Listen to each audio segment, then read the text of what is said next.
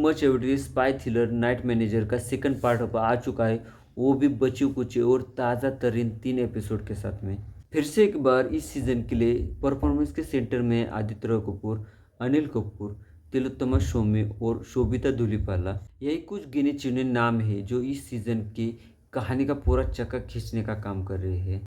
Night manager के पहले part में और साथ ही में दूसरे पार्ट में भी आदित्य रॉय कपूर ने अनिल कपूर के साथ में जो कलाकारी दिखाई है, उसके कारण लोग उनकी गुमराह इस फिल्म की खराब एक्टिंग को भी भूल जाएंगे और सच में उनका परफॉर्मेंस देखने के बाद में जुबा से यही शब्द निकलेंगे, AR के तुम तो बच छा गए। नाइट मैनेजर ब्रिटेन के सबसे लोकप्रिय वेब सीरीज नाइट मैनेजर का ही हिंदी रीमेक है। पिछले सीजन की कहानी में हमने देखा कि श्याम सेन गुप्ता शेली गुप्ता के क्रिमिनल सिंडिकेट में घुसने के लिए जो पैतरे लगाता है, एक समय के लिए तो अपनी जान भी जोखिम में डालता है, लेकिन शेली गुप्ता के जितना हो सके पास जाने की कोशिश करता है। ऐसे ही शेली गुप्ता के इनर सर्कल में किसी भी एरियर को एंट्री नहीं मिलती है, लेकिन ये बंदा वहाँ पे भी सेन मारता है। मतलब अब हमें यही देखने के लिए अब सब्र दिखाना पड़ेगा कि किस तरह से श्याम सेन गुप्ता शेली गुप्ता के साम्राज्य को यूं करके नोच नोच के खा जाता है। और ये इस कहानी का उत्तरार्ध उतना ही भयानक है जिस तरह से हम इसकी चाहत रख रहे थे। श्याम को लिपिका साइकिया ने एज ए स्पाई रिक्रूट किया था। वो भी कहा खुशी खुशी ये करने के लिए राजी हुआ था। उसके भी गले में हड्डी अटका कर उसे इन भेड़ों के आगे छोड़ दिया गया था। लिपिका साइकिया का किरदार तिलोत्तमा शोमे ने किया है।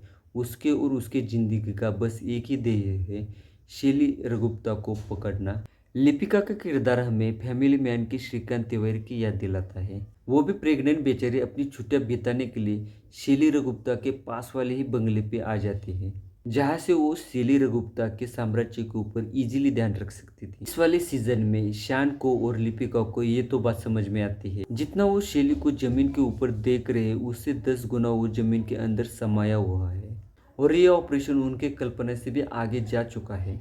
सीजन की शुरुआत शेली के बेटे को खोजने में थोड़ी भी टाइम नहीं गवाती है और शान को यही एक ज़बरदस्त मौका मिलता है जिससे वो शेली से अपनी रिलेशनशिप को एक अनदर लेवल पे ले जा सके। सीजन के पहले पार्ट में हमने शान और शेली की गर्लफ्रेंड के बीच में थोड़ा थोड़ा रोमांस होते हुए देखा था। उसी रोमांस को एक अलग ही मीनिंग देने का काम दूसरे पार्ट में किया गया है। फाइनली शोभिता धूलिपाला को ऐसे सीन मिले हैं जो उनकी टैलेंट को निखार सके। वैसे भी उन्होंने पहले पार्ट में बार्बी डॉल जितना ही अभिनय किया था। नाइट मैनेजर की इस सीजन में अनिल कपूर को बहुत सारे अपॉर्चुनिटी मिली है जिससे वो शेली गुप्ता के मॉन्स्टरस रूप को दिखा सके। शेली अपने पैसे के और ताकत के दम पर लोगों को अपनी तरफ घुमाता है और जो चाहे उनसे करवा के लेता है। एक तो वो फिजिकली बहुत ही खतरनाक है और दूसरा वो दिमाग से बहुत ही शातिर है।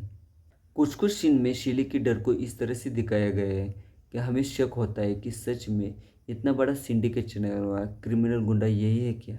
और यही अनिल कपूर की कलाकारी शेली के किरदार को मस्ट वॉचेबल बनाती है। शेली के बाद में इस शो में शेली को टक्कर देने वाला शान के अलावा और कोई भी नहीं है। इस किरदार को आप कहीं से भी नज़रअंदाज नहीं कर सकते। हालांकि इस सीजन में वो शेली की सभी इलीगल कंपनियों का CEO बन चुका है।